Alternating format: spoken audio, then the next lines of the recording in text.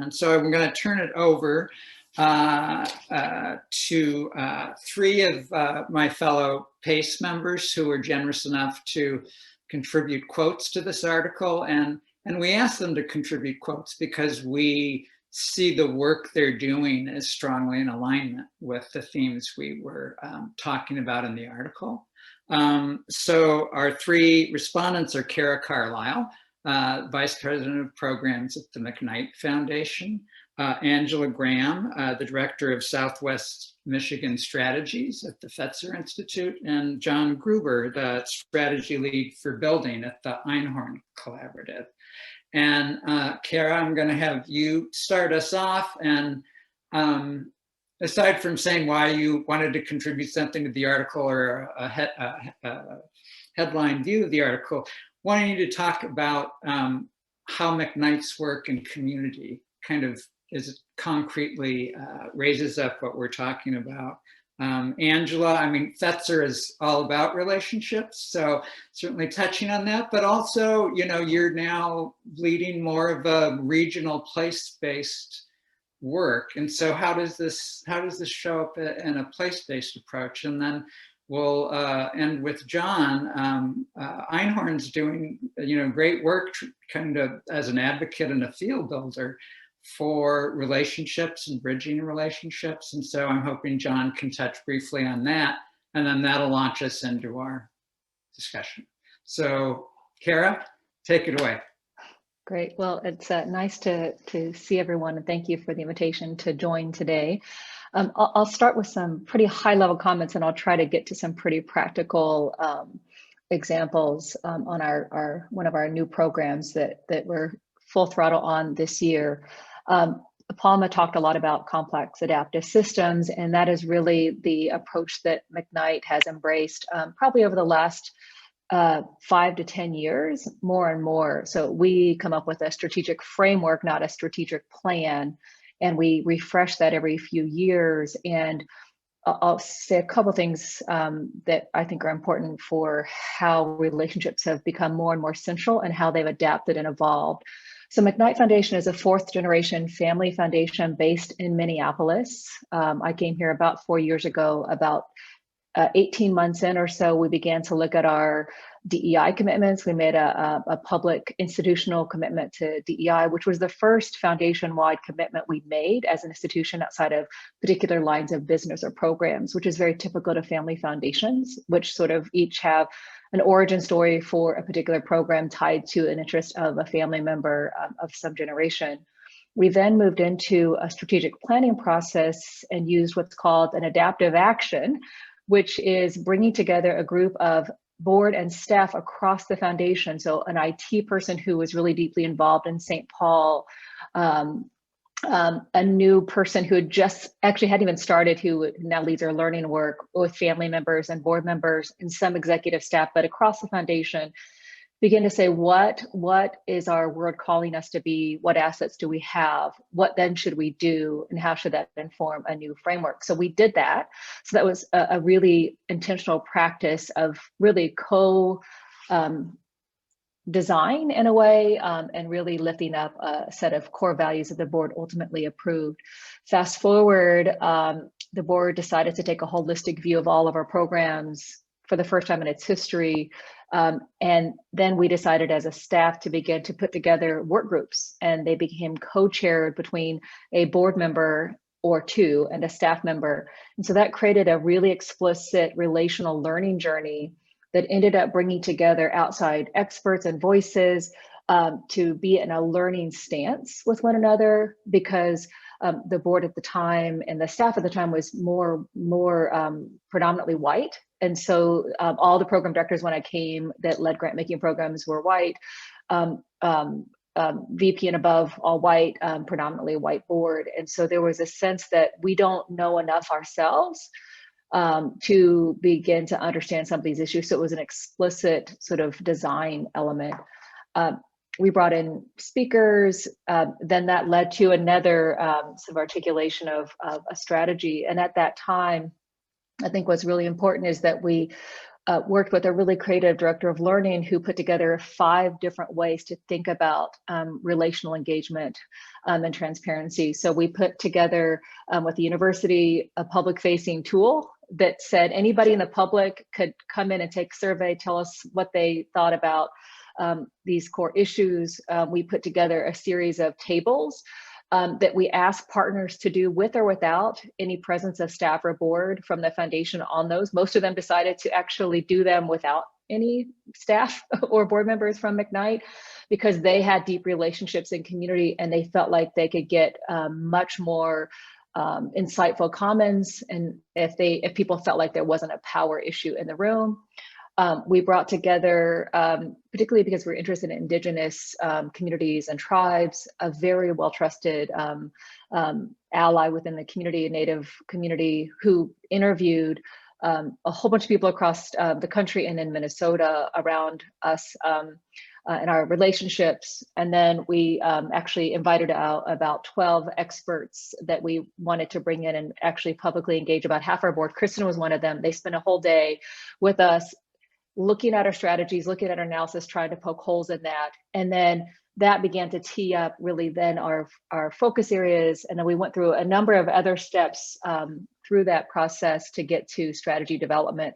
And all along the way, we crowdsourced across the entire foundation and others who we would put on those lists. I think the most important one of those important decision points for me and for the president at the time was to share very transparently what we were hearing. So this is a test of relationship and a test of power. Some of the feedback was pretty tough, and you had to make a discernment around how much could the relationship hold. But I think because we'd had this sort of march together over a period of time, it allowed us to really stop and pause and learn and begin to think more transparently about where we had blind spots and what we were going to do about that. So those are some, I'm going to stop here because I have a lot more discussion later. But again, it was this idea of how do you begin to build a relationship from the beginning throughout the process, deepen that so you could be more vulnerable, more transparent. And those relationships from external community members and voices really were bridges back to a power dynamic that exists within boards, particularly family philanthropy and staff.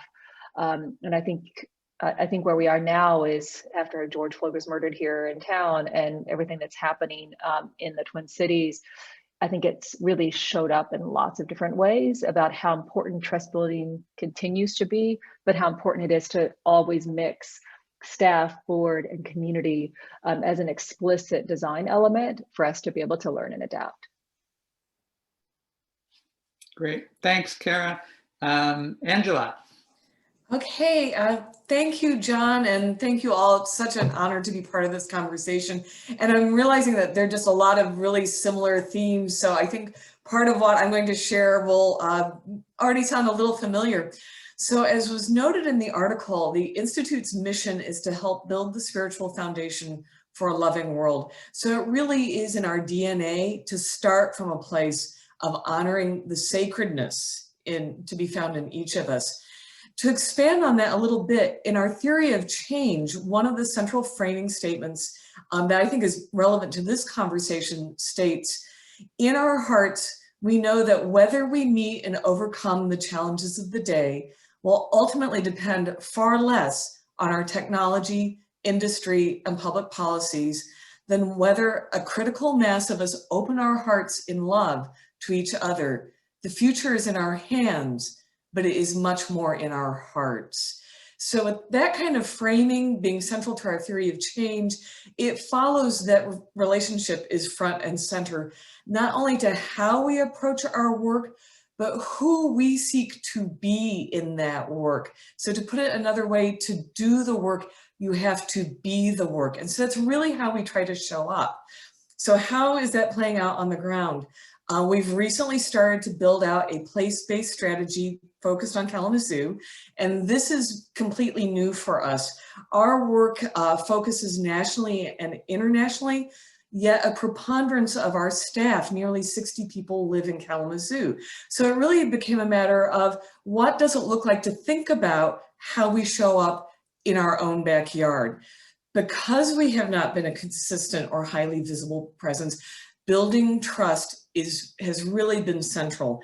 And as a first step, we've been conducting what I call a listening tour, and just going out with enormous humility, saying, this is who we are, and then really listening deeply to what the community needs, what people are yearning for, where there are pain points where we might be able to be helpful given our mission. And a lot of it has already started to play out as working, for lack of a better way of talking about it, behind the curtain and saying, you don't have to give us credit. This is not about us. This is about you. This is about the community. What can we do together to be helpful? We are also creating nurturing opportunities for our staff to be engaged meaningfully in the community. As I said, there are nearly 60 staff members who live here. This is their home. So we realize that by empowering our staff to be engaged in the community, it puts a human face on what would otherwise be viewed as an institutional presence. Finally, we have a particular focus on convenings and bringing together voices and perspectives to unpack big, sometimes thorny questions. And this, again, has focused on national and international voices. So now we're thinking, like, how do we bring that local voice to the table and give it parity? Now, obviously, COVID has been a bit of a disruptor, but this is something we're really committed to. And the other part of that, when we get through COVID and are able to be together again in person, how do we use our convening capacity to create safe spaces for community to come together and unpack those big thorny questions together? So that's just kind of a top line, but a little bit about what we're doing and the philosophical underpinnings for it. So thank you. Great, Angela, thanks. And now to you, John. Thank you, John. Great to be with you all. I think it's heartening how we're talking about relationships in the context of our work at so many different levels, through the on-the-ground social change work we support within communities, between funders and grantees, amongst funders. It's heartening to hear just how rich and multi-layered the conversation is. I'll offer 3 reflections from our work at Einhorn Collaborative. 2 are retrospective and 1 is about where we're heading. So first, as we zoomed out and took stock on the first decade of work that we undertook towards what was then this mission of helping people get along better, work that we supported in different fields across the life course, we realized that relationships were essentially the active ingredient across much of the work that we were supporting. So whether that was the work of fostering emotional connection between parents and young children in the earliest days of life, to the work of playworks, creating safe and healthy play during recess hour in elementary schools, the work of Interfaith Youth Corps, trying to build positive relationships, appreciative attitudes across religious difference on college campuses, all the way up to the work of Encore, trying to help older adults find purpose, meaning, social impact through community engaged work. Relationships were really the crux of what all of these organizations were anchoring their work in. Later, fast forward to after the 2016 election, we started delving more into bridging divides focused work. So bridging and healing oriented work in the highly fraught, divisive post-election climate, which feels almost antiquated given the moment we're living through right now. And yet there was so much innovative, creative activity happening within the bridging world. And we found, as we started to get to know and work with many of the organizations doing some of the most thoughtful work on the ground, again, there was this first things first approach to anchoring their models in relationship building, right? Whether that was in the service of collaborative problem solving around issues of shared concern in a community, whether that was around trying to work toward excavating areas of common ground, shared values, whether that was about getting to conversation about hard, fraught issues where there's deep disagreement or rupture. The work often started from a place of trust building, relationship building as a kind of foundation for the work that followed. Now, I think as this conversation points to, there's a lot of, I think, growing interest in the philanthropic community about the importance of relational work, whether that's towards strengthening democracy, advancing equity and opportunity, a whole host of issues where I think we see increased interest in the relational side of whatever the work is that we're advancing. At the same time, I would say that that work still gets short shrift. It's still sometimes seen as soft, as tangential, as secondary to the hard-edged work of structural change.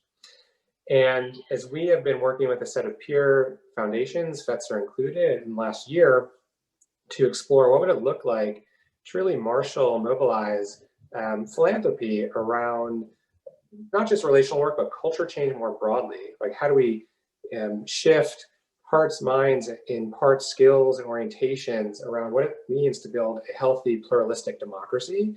We see that work as part and parcel of the work happening on the structural side, so to speak, to reform how campaigns and elections are run, to address issues like gerrymandering, to pass legislation that might advance a whole host of related imperatives to strengthen our democracy. And one of the reasons we're doing this work in collaboration with a set of peer funders is that we see not just the ripeness, the need for investing in this work in a bigger way, but also that it is still kind of under the radar, it is under-resourced, it is kind of diffuse, and yet there's this emerging field that we see starting to form. So that's a little bit about what we're doing with New Pluralists, as it's called. The collaborative will be launching in the coming months, and just really delighted to be part of this conversation with you all today.